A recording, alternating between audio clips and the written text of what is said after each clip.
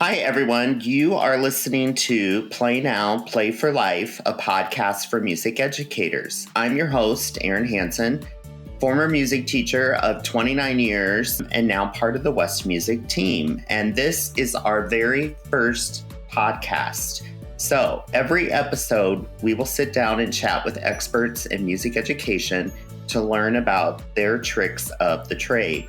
And today we are starting right at the top with Ryan West, who is our president at West Music, and we will be discussing the West Music Company and what we offer for music educators and music education. I was asked to just share a quick little bit about myself, but I was a public school teacher, music teacher in band and general music for a lot of years, and that's my background. I'm an ORF certified teacher, and that's kind of my specialty area and that sort of thing. So I just want to welcome everybody, and I hope you get to learn a little bit about our company and about what we're about and what that means for you as an educator or whatever you do.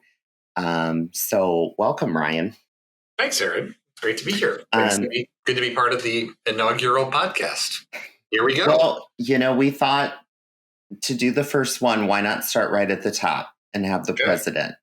There's no better way to start things. So right, there you go. Okay. So, let's start with this. Could you just tell us a little bit about yourself personally and kind of your own musical journey in life, aside from the business yet, we'll get to that. But I mean, your own personal part. Yeah. So I grew up around West Music.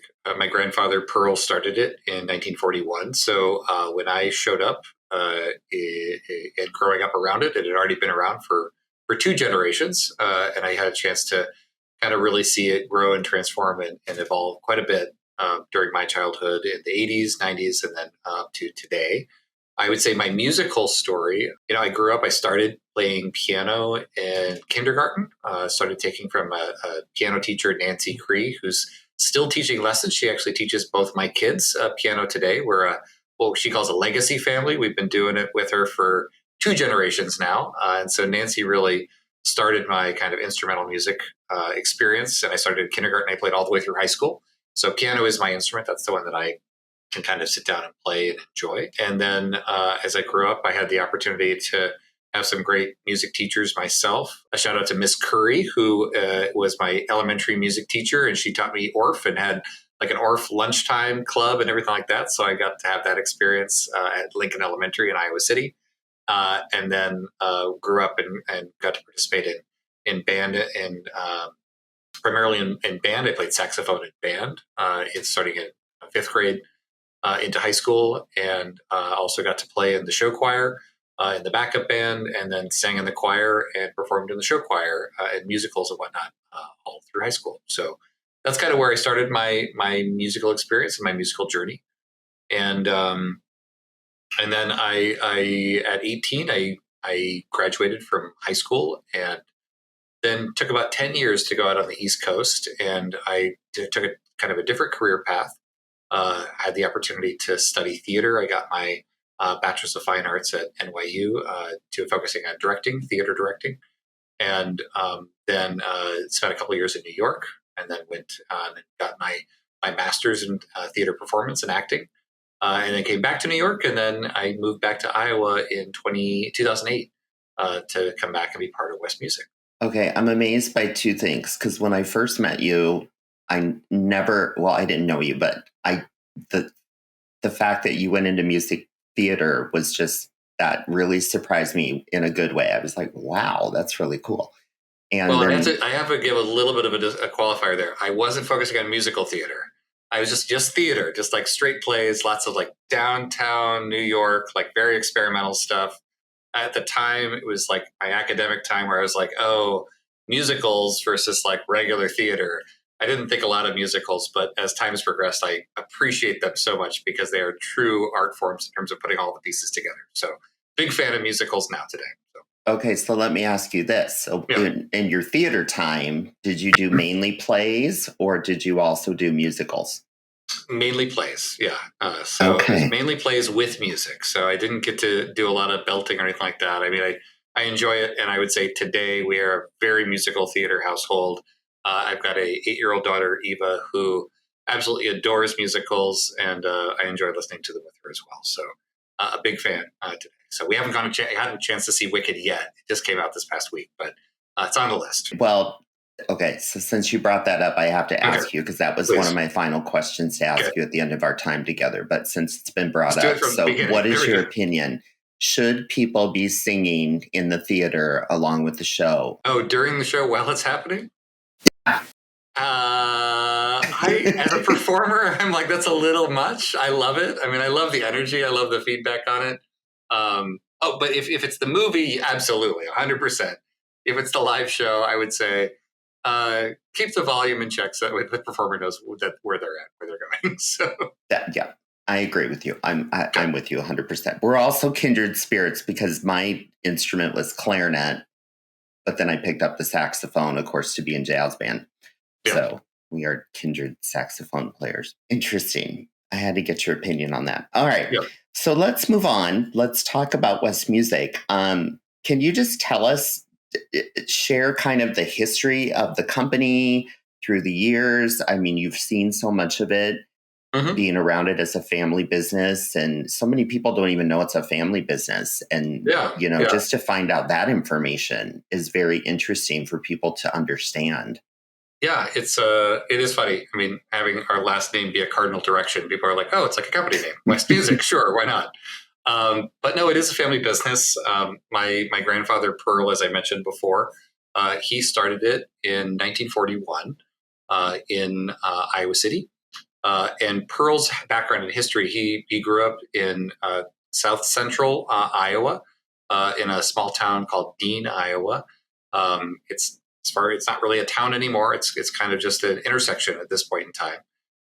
But his experience, he was growing up during the Great Depression. He was one of several siblings. He wasn't necessarily going to have a place on the farm for him in the future, and so he was really kind of trying to find his way in the 30s and everything that was going on in America at that time. He had, as the story goes, he had dropped out of school at that point in time, and he was invited to go to a football game by a local doctor, and he had a chance to see the marching band play at the local football game, and he wanted to know how to be a part of that. And so he approached the director, and the director said, "Well, you have to go to school to be part of the marching band." And that began his journey with school music and music education. And from there, he had the opportunity to meet a gentleman by the name of Bill Gower, who was a director of bands and had a connection to University of Iowa in Iowa City. And Bill Gower invited and encouraged him to come to the University of Iowa to study music education, which he did. And it brought him to Iowa City to be part of the University of Iowa. And another individual that really inspired him and connected him was a gentleman by the name of Jaime Voxman, who wrote the Rubank Method books, those blue method books that many people know. He was from Centerville, Iowa. And so those two individuals, both Jaime Voxman and Bill Gower, really were the inspiration for Pearl to come to Iowa and start studying music education. So music education has kind of been our DNA and our lifeblood. And the start of West Music then became Pearl was really technically adept. He was good working on the farm and with his hands and mechanically minded. And so the way he paid for his education as he was going to school was learning how and practicing repairing of musical instruments. So he was a kind of a repair technician and a music educator. And that was kind of the genesis and the birth of West Music, is to be doing those things. And we started in 1941. It was not a time where a lot of stores were opening or music stores were opening. In fact, most instrument making at that point in time was pretty limited because most factories were dedicated to the war efforts at the time. And when Pearl did go to enlist, but he couldn't go because he had flat feet. So because he was going to be back at home, he had started this and was teaching and repairing and began the company from there. And that was kind of the genesis of it all in the early 40s. And of course, now 83 years later, a lot has evolved and changed over the years. So we were in Iowa. We started the original locations in Iowa City. We're now headquartered in Coralville, which is right next to Iowa City. It's kind of a part of a metro area that includes Iowa City, North Liberty, and Coralville. But as the company continued to grow and evolve, my father got to be able to be a part of it. Steve, who I'm sure probably many listeners know him, he's still around and he's still coming into the office when he's not traveling and enjoying life as he should. But the company grew, it evolved. My dad was a marketing major. He went to the University of Iowa as well, participated in the marching band, the University of Iowa bands there, and and so it started as he was kind of growing and looking at how the business would kind of grow and evolve over the years. He was really instrumental in the kind of evolution and the growth to West Music of what it is today. In the 70s, Pearl was also making his own instruments, and he was making his own brand of flutes, Westwind flutes. And he recognized that that was not going to be something that he was going to continue to be able to do and scale in a large way. And so it was in the 70s that we got into flute distribution because Pearl was building his own flutes, and we formed a partnership there with Miyazawa Flutes out of Japan, which we still have to this day. They're a second generation business, and we continue to work together. But we kind of in the 70s we got into distribution, and we have a flute business called Flute Authority that really focuses on flute distribution. And then on the music education side in the 80s, early 80s, my father, Steve, had the opportunity to witness firsthand general music teachers and particularly Orff elementary teachers and the seeing what Orff was like in the classroom. And that really inspired him. And that was the birth of the West Music Catalog in the early 80s. Really getting the opportunity to understand firsthand the passion, the conviction, and the commitment that elementary teachers and general music teachers had for their kids, for the programs, and of course the foundations that really become the backbone for music education throughout everyone's entire life. And so that really inspired him to start the West Music Ed catalog. I think we've got pictures of the old ones. They were very small. They would be able to fit in a pocket, and so you could kind of see everything that was in the catalog. It's a lot different than the 200 plus pages we publish today. But it started really just serving Iowa and the surrounding states, and then as the years progressed, we reached out a little bit more, and there's many stories. I think one of the favorite stories is the early days of going to TMEA and everybody loading up in a van and driving down to Texas to participate in TMEA, and it was it's one of those things that these kind of the lore or the mythology of West is kind of where it all started. So the education catalog started in the 80s, and it continued to grow and evolve.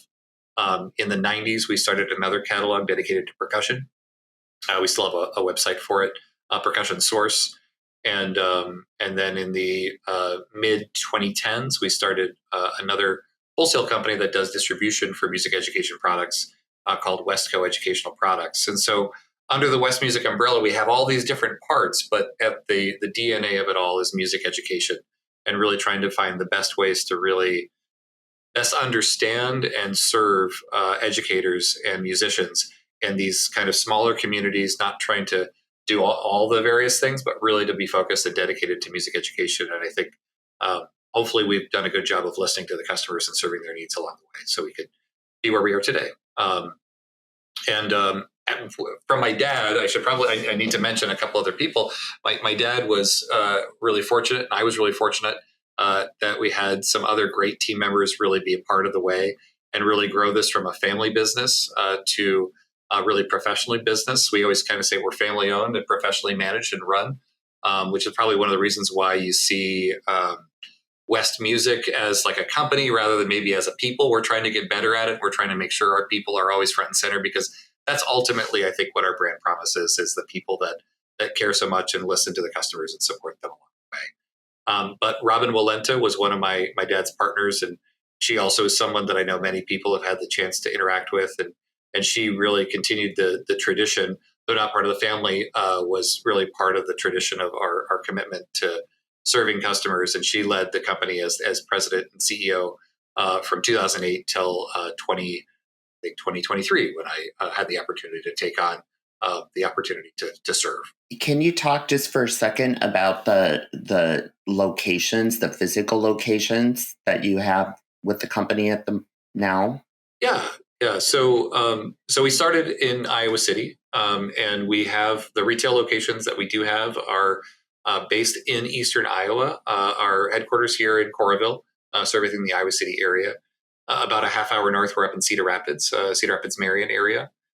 We go about 45 minutes north of there, up in Cedar Falls, Iowa, where the University of Iowa is. Another great shout out to a music education program there.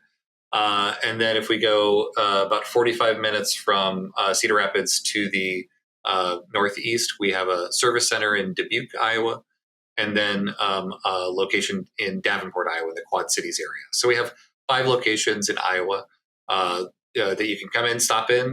We're full line stores, meaning we have everything from guitars to drums to band and orchestra, pianos. We as well as service centers that have lessons in repair. And we also then serve surrounding areas and communities with our school services representatives. We sometimes refer to as road reps, which are out calling on schools and stopping into elementary classrooms. They used to call on Aaron. He was teaching up in Cedar Falls, but also elementary schools, junior highs, and high schools, and really trying to bring the music store to the variety of communities that we service. Okay. Well, you kind of talked about this, but just to put a point on this one more time, but what exactly brought you into the company as the current president? Yeah. You said just not that long ago, just a year or two. It was 16 years ago I came back. Okay. And so, like I said, I graduated from high school in 98 and spent about 10 years out on the East Coast exploring and learning about theater and teaching. And what kind of started my transition back and coming to the business, it was 2007. I was living and working in New York between gigs, teaching at NYU and auditioning and whatnot. And I talked to my dad. I was talking to my dad, and he had said, I said, well, what are you up to? And he said, well, I'm heading to China. I'm going to go to the Music China show. I said, oh, that sounds really interesting. And what's it going to be like, et cetera. And he said, well, do you want to come and check it out? And at the time I was in between gigs, and I said, sure. And he said, well, can you do that? And I said, well, kind of not totally unemployed. I'm teaching a little bit. I can find some flexibility in my schedule. So I booked a plane ticket and a visa, and I had the opportunity to travel with him to visit Music China, a large trade show in Shanghai, and also had the opportunity to travel and visit with him to some factories and some of the manufacturing partners that we've been developing relationships with to try to find and source the best possible products with the best possible partners over time. And it was really in that visit and that travel that I came away really, I think, surprised by how much the company that I'd kind of grown up around had grown and transformed, and just how much of an impact it had, and seeing it go from somebody who's sourcing and developing products, really trying to find something that's really great, and seeing just how fascinating it was. And so my dad and I started a conversation at that point in time, and I said, oh, this could be something I'd be interested in. I was in my mid-20s, and I was thinking, to myself, when I'm old, like in my 30s, maybe this would be something that I'd be interested to come back and do. And it was later that year, actually, around the holidays, I was home from New York, and Steve and Robin had invited me to come back and join the organization. And so I took a little time to think through it, but I think ultimately the opportunity to carry on the legacy of what Pearl and my father and Robin had created, and to be part of a community that to really see how we can drive and impact and support a community was really inspiring to me. And it was something that I felt like could be something that I could really commit to, and I was really excited to commit to. So I moved back in 2008, that summer. It was the summer of, there's a large flood in Iowa at that time, if you remember that, Aaron. So I was leaving New York, and if you lived in New York or you go to the East Coast, you're from Iowa, and people are like, where is that? Like, I don't even know where that is. Like on a map, somewhere between like the East Coast and the West Coast. And so I said, well, the place on the news right now, that's literally where I'm moving back to, which probably left people more confused than anything. But I came back literally like the week after that, and I had the chance. I started working in the web team with e-commerce and the marketing team. And then over the course of the following 16 years, really had a chance to experience and work in a lot of different departments and a lot of different parts of the business, so I could really understand everything we do until I stepped into the role that I'm in today. I didn't know all that. That's really interesting. Well, that really gave you an outlook on all the departments that, you got to be Yeah, involved in to then get to where you are now. yeah, it's a pretty diverse company, and I think a lot of people don't know all the different parts. And sometimes when you're inside of it, you kind of understand how the jigsaw puzzle works. But it was really great to be able to have the chance and have the time to not only work alongside my dad, but really learn from Robin. She was really my mentor and coach and guide along the way.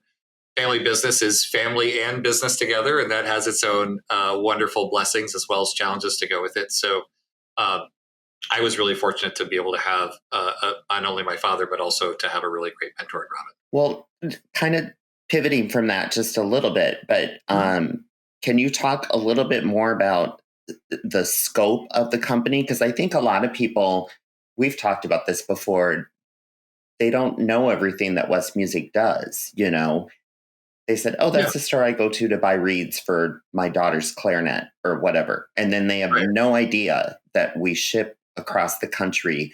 We have other partners in the business Yeah, that we do a lot with. yeah. No, I mean it is a pretty diverse company with lots of different parts of it, and I think probably some of it's been intentional and some of it's been accidental in how it's all kind of come about. I think one of the things that we've really tried to do is stay as close to the customer as we can, and because of that, we try to really embed and get to know these different musical communities, whether it's general music and orff teachers and Kodai and everything that kind of goes into that elementary box.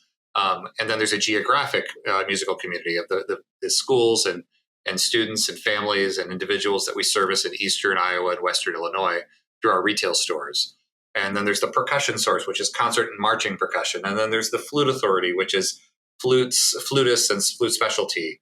And then Music Instructed, which is one of our newest ventures, focusing on professional development and music education ecosystem building.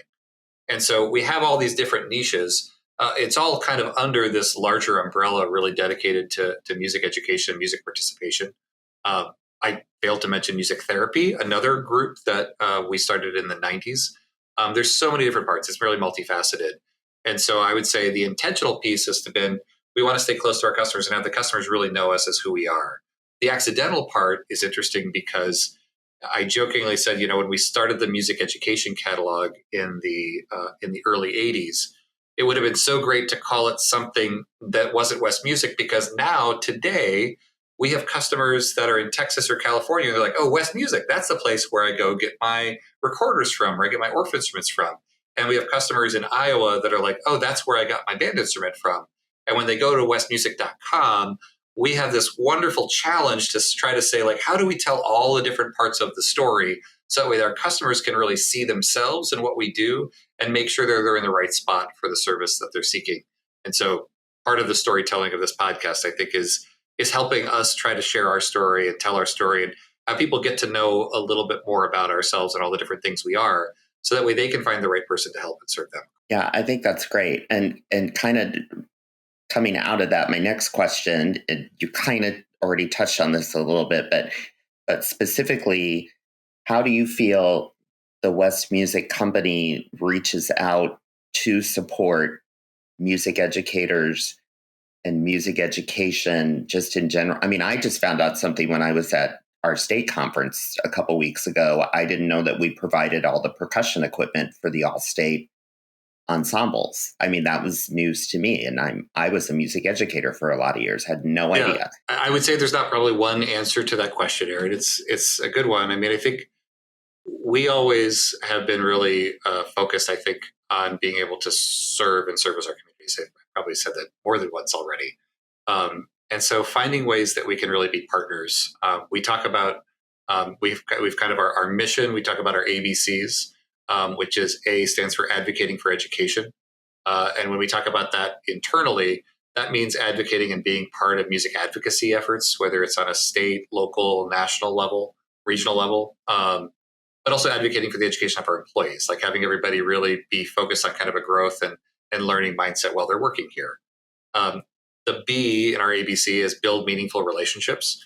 And I think that's connects back to it because it is about, or it's a relationship business. We sometimes say, well, we're in the music business, we're really in the relationship business. And we find that if we are really dedicated to the individuals that we serve and service that choose to do business with us, whether that's through things like supporting and creating the backline for Allstate, or working with our vendor partners to say, okay, you've got a great product. How do we get this to the right person? Ultimately, while it may not always necessarily generate the next sale or transaction for us as a retail company, we believe that it's a lifelong relationship. And we do that for both our customers, our community partners, as well as our supplier partners within the music products industry. And then the C is cultivate community. And so I touched on the different musical communities we serve, but I think that's the other piece, and that has to do with reinvesting in communities. I know we're doing like a food drive right now, doing everything we possibly can with philanthropy, working with organizations, nonprofits, et cetera, creative ways that we can help everyone's budget dollars go further. There's so much need all over the country and around the world that unfortunately we can't participate in everything, but we really try to find creative solutions on ways that we can make the things that we have access to go a little bit further. Working with schools, working with nonprofits that are dedicated to getting more access to music education. I mentioned music therapy, trying to find ways to assist and support scholarship efforts for lessons, for therapy needs, et cetera. And so we try to do our best to be able to continue to give back and to reinvest in the communities that have invested in us too. Well, and I can just say in my personal experience as a teacher, there are at least 2 times in my career that West Music came through for me in time. Oh. The flood was one. Yeah. 2 of the first boxes I received at my school were from West Music because they knew I lost my entire classroom and had nothing, and said, this is some stuff to get you going. So that was one. And then at my last job, I was in need of barred instruments terribly. And West Music, knowing me, because we have those relationships, knew what that meant to me in my teaching and said, okay, we're going to help you. And not that you just gave them away. That was not the case, but they're too expensive. But it was it was just, you build those relationships and then people know that we can count on your company. And this is where I think that the people part is so important. And because it really is the individuals. I mean, I think Aaron, for you and in teaching in Cedar Falls, I mean, I know that you and Jeff Taylor was just such a close friend, but also such a meaningful relationship there. And I think we try to do that. I mean, there's just so many wonderful stories. It goes on. And I think getting the chance to be in the field, whether it's at state conference or convention or being at summer workshops or clinics or school services representatives stopping into the school, we really want to try to be there to be not just as a vendor or a retailer, but as a friend and as someone that can be a supporter and a partner along the way. And I think that really comes through with the company. I mean, I really do, because I know with Jeff up here, he was not just our road rep person per se. He was a friend to all these educators. I mean, the relationship building was there, and everybody had something to say about the relationship, which speaks so well of the company, because that relationship was there. I do have to ask, I'm pivoting again because now I'm just curious, but okay, so the Herky the Hawk that's painted outside of the West Music Store in Coralville, how did that come about, speaking of community? Well, that came about. We try to stay connected to our communities and trying to find ways to take opportunities to be there. And so the city of Coralville and Think Iowa City, they had done these Herky statues over the years. And so this is the third time they're doing it. And they approached us to see if we'd want to do a musically themed Herky. And for those listeners that are not from the Iowa City area, a very brief background. Herky the Hawk is the mascot of the University of Iowa. Iowa has no professional sports teams in the state. We are very passionate about college sports and particularly University of Iowa sports. Shout out to those folks at Iowa State and Ames too. I'm an Iowa City Cardinal, so I'm a Hawkeye fan. But and the Panthers, of course, up at UNI. Don't want to offend anybody here on the podcast, um, but but for the Herky statue, it was really one of our community partners said, "Hey, we're doing this again. Would you want to participate?" And it just seemed like such a perfect place because it's intensely part of home. It's wonderful to have something that's here. As a father of two kids who freak out every time they see a Herky statue, I was like, well, we have to have him because some of our nearest and dearest customers and fans are kids, and to have something that kids light up on. And of course, the marketing team here, Rachel and Sade, ended up coming up with a really cool design. If you can see it online or go out, there's lots of musical instruments in it. It's very kind of an abstract art design, and it's cool to have it outside and have that local connection too. Well, it's very cool. Now, does it get to stay there? As far as I know, I think it'll stay there as long as we can. I was just walking by today, and I thought since it's December, we should put a Santa hat on it. But I'm sure I probably would get taken or something like that. But yeah, it'll be there for as long as it holds up, I think. Okay, very cool. Okay, you kind of already touched on this already, but are there other things that you would say that make West Music stand out as a company? I mentioned this before, but I think our people are really do stand out. And we wouldn't be who we are without the incredible team that is part of the entire West Music team. And I hope everyone's had a chance to cross paths with many different people along the way. And we're really fortunate on that. So I think whether you're interacting with somebody on the phone or if you're at conference, I think the people are something that's really special, particularly on the music education side of things. We have a lot of former educators like yourself, Aaron, people that really have classroom experience and really do understand and can really appreciate what challenges people are trying to face and the solutions they're trying to solve for. I think we see that as well in the stores. A lot of the staff that are there serving are oftentimes music performance majors or education majors that have decided to go in. And so when people are coming in and really looking for that next step or their first step on their musical journey, my hope is that everyone they encounter is welcoming and inviting and making everything feel really accessible along the way. I think accessibility is really important. I know many music stores can be a little daunting, right? You're going in and if you're like, I just want to kind of get started, but I don't know where to start. And you can walk in and go, oh, I'm maybe not cool enough for this store because it's like a really cool boutique, or I don't know what I'm asking for. And I think what we try to do is make it really friendly. I think that family part of it is embedded in that to say, we want you to feel comfortable. We want you to feel at home wherever you are in your journey, whether you're starting, whether you're at the beginning of it, the middle of it, or if you're continuing to progress like a professional. And the Flute Authority is serving customers that are really at the top of their level, playing at orchestra like the Chicago Symphony Orchestra, LA Philharmonic, and those types of things. So even there, that you have a home and you have people that really understand your needs, really can get in touch with you, and most importantly, are listening. So we can really make sure we're doing that as best as possible. The other piece, which is maybe related, I think, is service. And I've mentioned the word service again and again, but I think we really do pride ourselves in making sure that we're doing our utmost to provide people with excellent service and serving them along the way. So that way people do feel really well cared for. I know there are times, and I get to hear the good and the bad of it all. And so there are times when people don't have maybe the best experience when they're working with one of our associates, et cetera. But I think we always try to make good on it, make better on it. And if there is something there, hopefully we can at least be a good listener to understand and how we can do better next time. Well, I think that's a really good point. And, the other thing that I found so interesting coming on board at this company was I think you think coming in that just everybody in the company is a musician. Yeah. And that isn't necessarily the case. Their specialty might be IT. Their specialty might be marketing or finance because they're working in that area, But then a lot of us are going out and doing, whether you play in a band or you are involved in theater or some kind of music.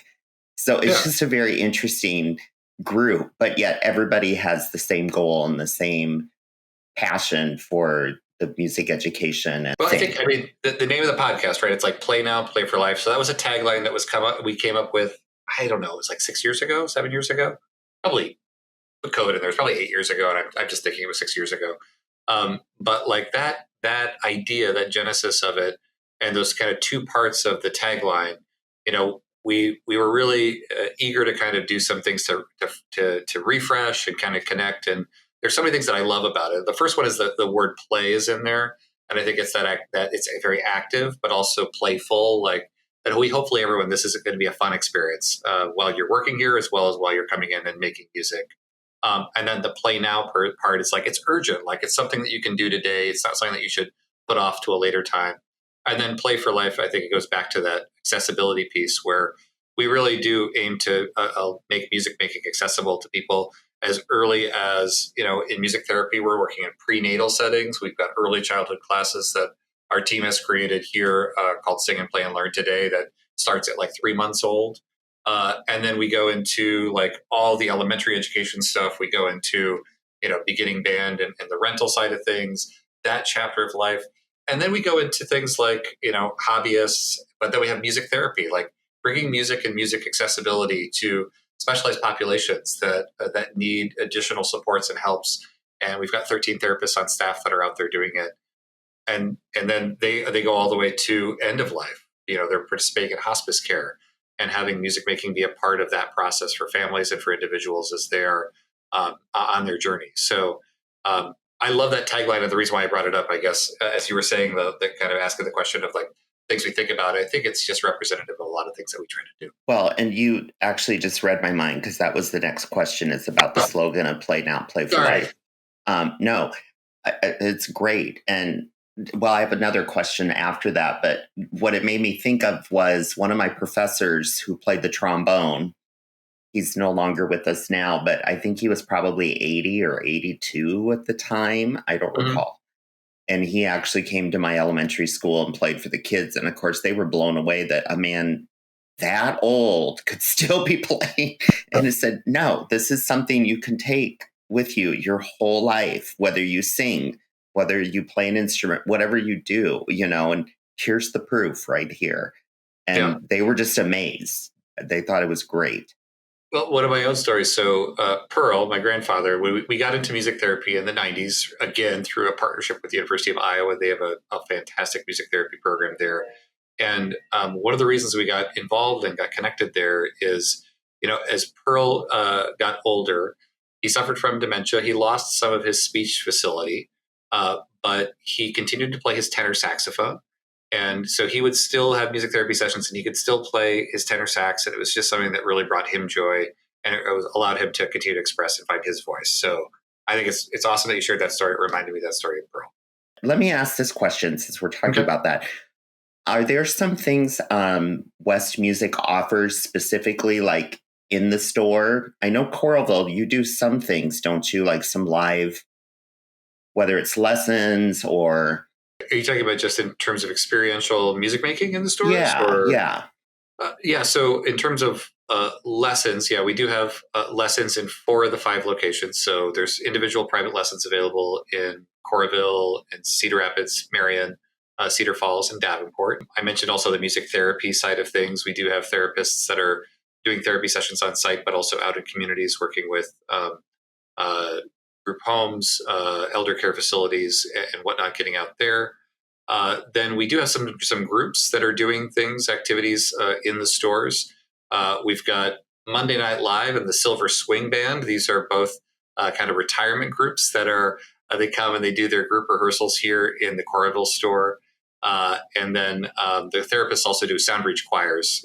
They're kind of group choirs. They were just doing performances for their holiday concerts this past week, bringing together individuals that are receiving music therapy services to make music together there. So we try to do as much as we can with experiential music making. I think that's part of the fun and part of the experience of it. Okay, so kind of expanding on that a little bit, are there any types of exciting events or promotions that are coming up in the near future for West? I would say in general, Aaron, we're always trying to find a balance of opportunities to create promotions, whether it's opportunities to find stuff at a good price or a discount. It is always kind of looking at what's going on in the marketplace and what else we can do. We do recognize that particularly on the education side. And I think everybody on the consumer side, particularly these days, I mean, budgets are limited. Discretionary money is always a little bit of a challenge. And I think, I believe that music is really vital for life. I know sometimes it's hard to find where are the extra dollars to maybe buy an instrument, et cetera. So I would say generally, I hope this isn't not a non-answer, but we're always trying to find something that's unique, special, different. We include things like when we've got something that maybe is sitting on the shelves a little longer, we do flash sale Fridays that we try to make available for folks. When we get great opportunities with vendor partners, we try to make those available as much as possible. Free shipping when we can, and then of course just like I said, working with individuals to see what else we can do to help make their individual dollars go further. We find the best possible product for them.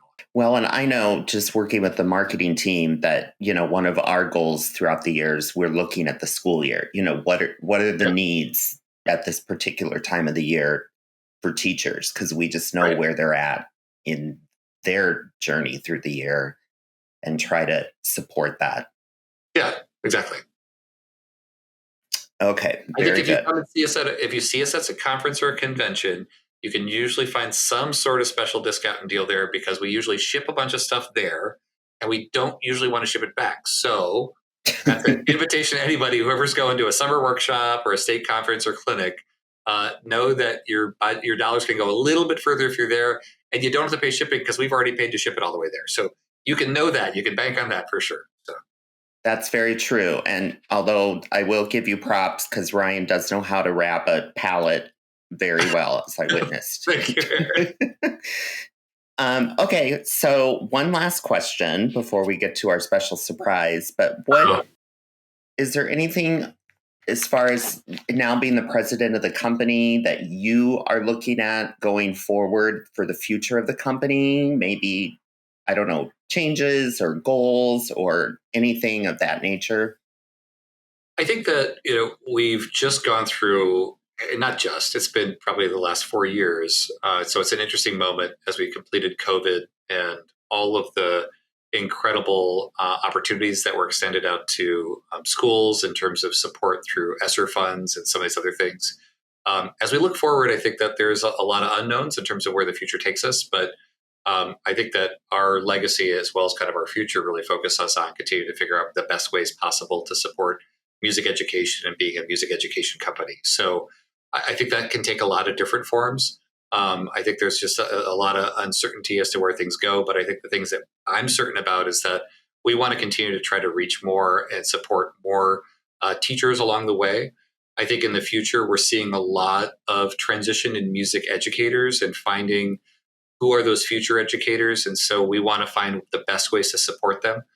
There's a lot of alternative pathways to teaching right now. And so what are the ways that we can support them and support the students' experience by giving them the tools they need, as well as the expertise that we hopefully have developed over the years to make that possible.